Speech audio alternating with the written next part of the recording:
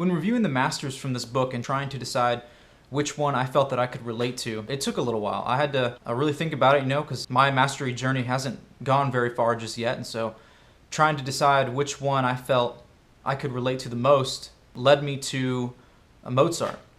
And I know that's a really bold comparison to make, and I don't, think of myself as being or becoming a Mozart, but his strategy of rebellion and the way that he made his own path, I can strongly relate to. Now, whereas his parents were very strict and his father had very stern wishes that he rebelled against, my parents just had an idea that they wanted me to kind of follow behind, something that they had done themselves. But even though I rebelled against that and I forged my own mastery journey, they still supported it. At first they were apprehensive, but in the end, they supported me and they're proud of me for doing what I thought was best for myself as opposed to following in anyone's footsteps. But there are 2 points about that. The first point that I specifically from the book is the way that Mozart rebelled against his parents and his father's wishes, and I felt that I could kind of relate to that in a lesser sense, but in the same notion. And the second part of the book, specifically about Mozart, that I thought I could relate to was, I've been pretty talented at a young age. I was very talented at drawing and painting and fine art in general. Not to say that I was a prodigy, but it's something that I got from my father. My father is an artist, and I was just kind of born with the same artistic talent that he had. And so I felt the same comparison in that sense, and I could relate to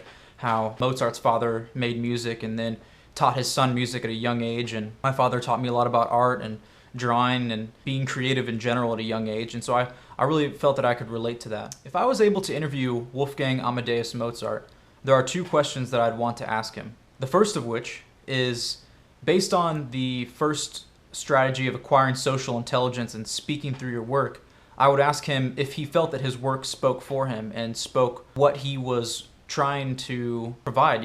I believe that he would say yes, and he would feel that his work spoke in volumes. But it would be interesting to see his perspective on how he felt his work reflected upon himself. Now, the second question refers to the advice really from the book of Suffering Fools Gladly, just to gain Mozart's perspective on how he dealt with criticism and people who didn't like his work or who didn't agree with his style of music or thought that he might have been too radical. I feel like it'd be really interesting to see how he handled that.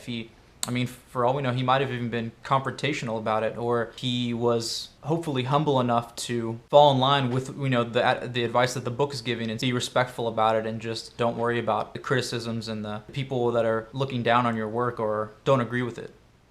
Now, finally, in regards to the 7 deadly realities and essentially things that we should look out for, there are 2 that I think will be critical to my mastery journey. And the first one is laziness. I hate to admit it, but I am a huge procrastinator, and I can be really lazy if I don't make myself get to work and get on task and be productive. And so I believe that my ambition and the excitement that I have behind the things that I want to accomplish in my life will outweigh the laziness and the easy ability of sitting on the couch and watching Netflix all day. But I know that it's going to be something that I'm really going to have to break and teach myself to steer away from. The second reality that I thought I could relate to is rigidity. Because of the fact that I feel like the company that I'm trying to start and the person that I want to be will be rigid in his beliefs, I very much want my company to be based in independent filmmaking, and I want to steer away from the studio system and the way that big budget productions are ran. But I understand that getting a production company off the ground, in the first few years, we're going to probably have to make corporate commercials and music videos maybe even, but